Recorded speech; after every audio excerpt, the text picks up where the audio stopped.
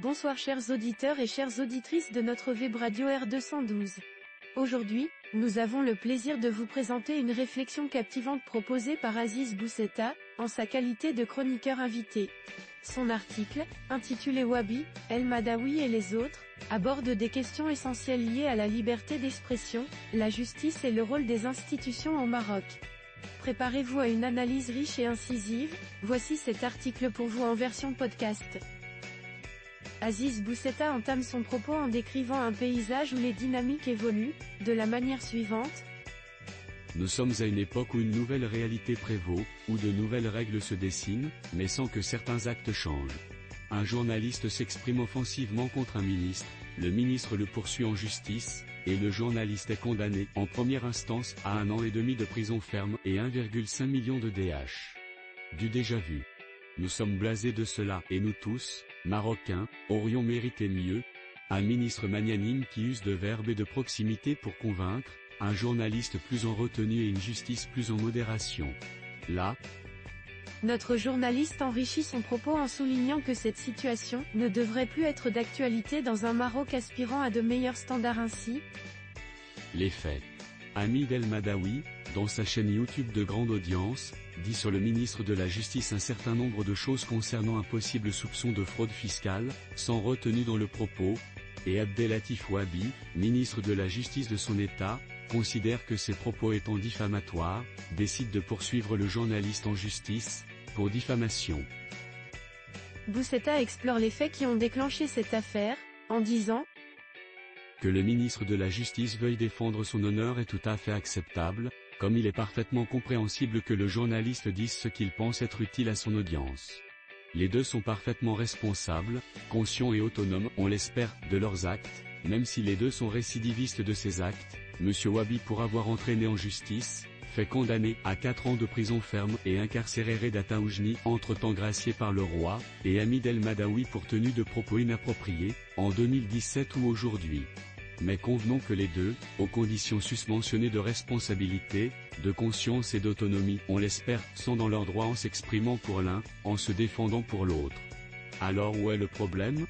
Le problème est dans la sévérité de la justice, même si les juges sont, autant que les précédents, responsables, conscients et autonomes, on l'espère aussi, de leurs actes. Il poursuit en interrogeant la sévérité de la justice dans cette affaire ainsi. En effet, il n'est ni ne devrait être normal que pour une affaire de diffamation, sans récidive, M. El Madawi avait été jugé et condamné pour d'autres faits en 2017, un prévenu puisse être condamné en instance à 1 an et demi de prison ferme et à payer 1,5 million DH de dommages-intérêts, pour le simple fait qu'il se soit exprimé et commis une erreur, si c'est une erreur. Cela fait désordre dans un pays qui commence pourtant à être ce qu'il aspire à devenir. De tels jugements, avec tant de jeunes et de moins jeunes qui sont passés, risquent ou iront dans la case prison, cela fait vraiment désordre. Il ne devrait pas être ainsi, ce Maroc dont nous rêvons et qui est tellement à notre portée. Aziz Boussetta approfondit sa réflexion en proposant une solution en ces termes.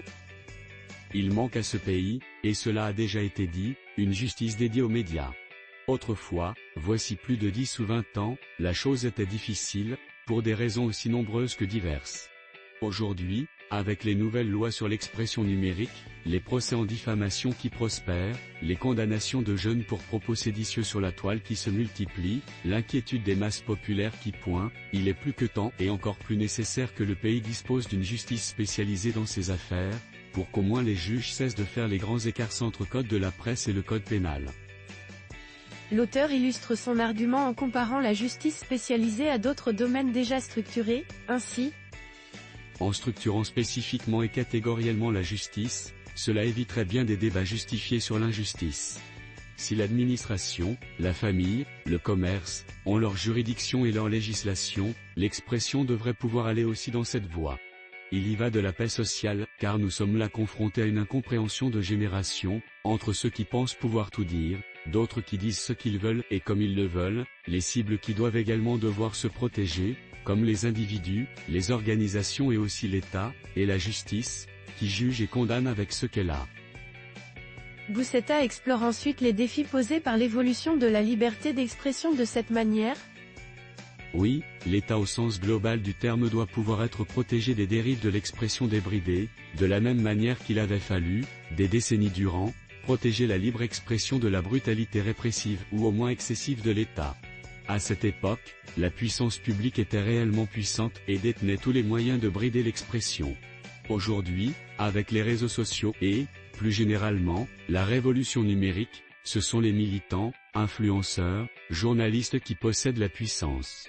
Une vidéo, un statut récolte facilement et rapidement des millions de vues, alors même que les membres du gouvernement, et même leurs chefs, culminent à quelques centaines de milliers de vues, et encore, en payant. Le chroniqueur met l'accent sur les conséquences des jugements perçus comme excessifs. Il n'est dans l'intérêt de personne de cesser d'affaiblir l'État et ses institutions, et en lui portant des coups de boutoir réguliers, répétés, incessants, souvent sournois, parfois tout simplement mensongers, on affaiblit l'État. Il faut donc trouver un équilibre, et pas seulement au Maroc car l'essor de l'Internet ne concerne pas seulement le Maroc, entre l'indispensable liberté d'expression des citoyens et la nécessaire puissance de l'autorité publique. D'où une justice dédiée avec des juges spécialisés. Dans l'intervalle, de tels jugements violemment privatifs de liberté font vraiment désordre, ruinent l'image du pays que le pays s'évertue pourtant à soigner, sapent l'autorité morale du gouvernement et font passer pour héros des gens qui ne le sont pas forcément. L'État ne doit pas plus être considéré comme ennemi par les citoyens qu'il ne doit les tenir, lui, pour dangereux. Aziz Boussetta conclut sa réflexion en reprenant une phrase empreinte de sagesse.